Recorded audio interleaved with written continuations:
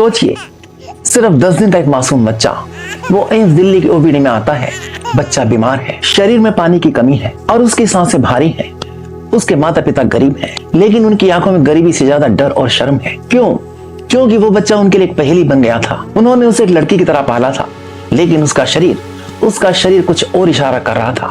ना वो पूरी तरह लड़की दिख रहा था और ना ही उसके पास लड़कों वाले अंग थे। डॉक्टर्स ने जांच की, अल्ट्रासाउंड किया और माता पिता को खुशखबरी दी, घबराइए मत, ये अंदर से लड़की ही है। बस एक छोटी सी सर्जरी और दवाइयों की जरूरत है, फिर इसकी जिंदगी एकदम नॉर्मल हो जाएगी। ये शादी भी कर सकेगी और माँ भी बन सकेगी। माता पिता बच्चे को लेकर चले गए, लेकिन कहानी यहाँ खत्म नहीं होती। 10 दिन बाद वही बच्चा वापस एम्स आता है, लेकिन इस बार उसे गोद में उठाने वाले उसके माता पिता नहीं थे। उसे लेकर किन्नर समाज के लोग आए थे।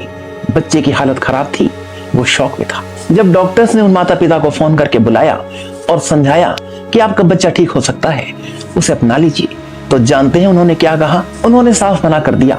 लोग क्या कहेंगे कि डर ने ममता का गला घोंट दिया। आखिरकार वो बच्चा अनाथ हो गया, लेकिन आज वो बच्चा कहाँ है और उसके साथ ऐसा क्यों हुआ?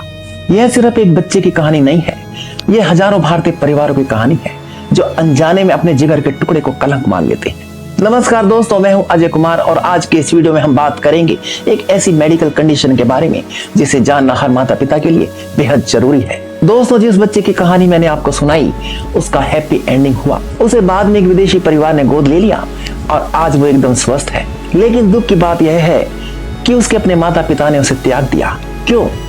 जानकारी की कमी की वजह से। एम्स की पीडियाट्रिक एंडोक्राइनोलॉजी की प्रोफेसर डॉक्टर वंदना जैन बताती हैं कि इस बीमारी को मेडिकल भाषा में DST यानी डिसऑर्डर्स ऑफ सेक्स डेवलपमेंट कहते हैं। ध्यान से सुनिए, यह कोई शाप नहीं है, यह ट्रांसजेंडर होना नहीं है, यह एक बीमारी है जिसका 100% इलाज संभव है। हमारे समाज में अक्सर जब किसी बच्चे के जननांग यानी प्राइवेट पार्ट्स स्पष्ट नहीं होते तो लोग उसे हिजड़ा या किन्नर मानकर छोड़ देते हैं, जबकि असलियत यह है कि ऐसे बच्चे जेनेटिकली या तो पूरी तरह मेल होते हैं या फीमेल, बस उनका बाहरी विकास ठीक से नहीं हो पाया होता। थोड़ा साइंस समझते हैं बहुत आसान भाषा में। एम्स के डायरेक्टर डॉक्टर M श्रीनिवास समझाते हैं कि इंसान का जेंडर 3 लेवल पर तय होता है, जीन या क्रोमोसोम XX या XY जो माता पिता से मिलते हैं, फेनोटाइप यानी बच्चा बाहर से कैसा दिखता है, साइकोलॉजिकल बच्चा खुद को क्या मानता है, DST में क्या होता है, पेट में पलते समय किसी जेनेटिक गड़बड़ी या हार्मोन की कमी की वजह से बच्चे के बाहरी अंग पूरी तरह विकसित नहीं हो पाते। डॉक्टर वंदना बताती हैं कि ऐसे करीब 150 जेनेटिक कंडीशंस हैं। सोचिए, भारत में हर 4000 से 5000 बच्चों में से एक बच्चा DST के साथ पैदा होता है, यानी यह बहुत रेयर भी नहीं है। सबसे बड़ा खतरा यह है कि यह सिर्फ देखने की समस्या नहीं है। जिस 10 दिन के बच्चे की हमने बात की उसे साल्ट वेस्टिंग की समस्या थी, यानी उसका शरीर नमक अर्थात सोडियम रोक नहीं पा रहा था। अगर उसे समय पर इलाज नहीं मिलता तो उसकी किडनी फेल हो सकती थी और उसकी जान जा सकती थी। कई बार माता पिता शर्म के मारे डॉक्टर के पास जाते ही नहीं और बच्चा अंदर ही अंदर गंभीर बीमारियों जैसे किडनी की दिक्कत या ट्यूमर से लड़ रहा होता है। अब सवाल यह है कि एक आम माता पिता को कैसे पता चलेगा?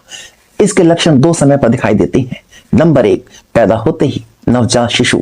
अगर डॉक्टर को बच्चे का जेंडर निर्धारित करने में थोड़ी भी शंका हो, अगर बच्चे का यूरिन पास करने का रास्ता अलग जगह हो, अगर जननांग अविकसित हो। नंबर 2, प्यूबर्टी यानी किशोर अवस्था के समय। कई बार बचपन में सब ठीक लगता है, लेकिन जब बच्चा बड़ा होता है यानी 13-14 साल का, तब लक्षण दिखते हैं। लड़की की उम्र हो गई लेकिन पीरियड शुरू नहीं हुए, लड़की के शरीर में बदलाव नहीं आ रही, जैसे ब्रेस्ट का विकास ना होना, लड़कों में टेस्टिस का साइज ना बढ़ना या फिर ब्रेस्ट का डेवलप होने लगना, यूरिन में ब्लड आना लड़कों के। अगर इनमें से कुछ भी दिखे तो यह किसी तांत्रिक बाबा के पास जाने का विषय नहीं है, यह सीधे एंडोक्राइनोलॉजिस्ट यानी हार्मोन डॉक्टर के पास जाने का संकेत है। दोस्तों, अच्छी खबर यह है कि आज विज्ञान बहुत आगे बढ़ चुका है। एम्स नई दिल्ली में DST का एक स्पेशल क्लिनिक चलता है। यहाँ सिर्फ डॉक्टर नहीं बल्कि पूरी फौज मिलकर आपके बच्चे को ठीक करती है। इसमें शामिल होते पीडियाट्रिक सर्जन सर्जरी के लिए, एंडोक्राइनोलॉजिस्ट हार्मोन्स ठीक करने के लिए, साइकियाट्रिस्ट यानी मनोवैज्ञानिक बच्चे और माता पिता के मन का डर निकालने के लिए। डॉक्टर राजेश सागर जो वहां साइकियाट्रिस्ट हैं कहते हैं कि सबसे बड़ा इलाज काउंसलिंग है।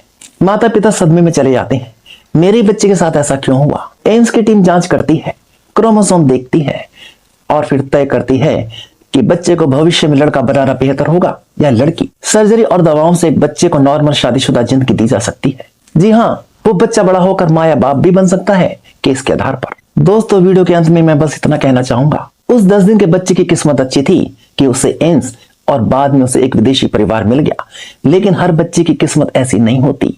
अगर आपके आसपास, रिश्तेदारी में या पड़ोस में कोई ऐसा बच्चा जन्म लेता है जिसके जेंडर को लेकर कंफ्यूजन है, तो कृपया उनके माता पिता को यह वीडियो दिखाएं।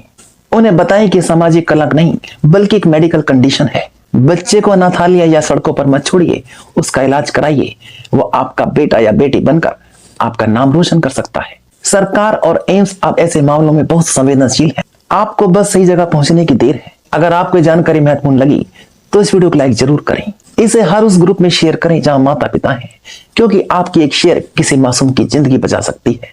ऐसे ज्ञानवर्धक और आंखें खोलने वाले वीडियोस के लिए हमारे चैनल को अभी सब्सक्राइब करें और बेल आइकन को दबाएं। आपके क्या विचार हैं? क्या समाज की सोच बदल रही है? नीचे कमेंट करके जरूर बताएं। मिलते हैं अगले वीडियो में। जय हिंद।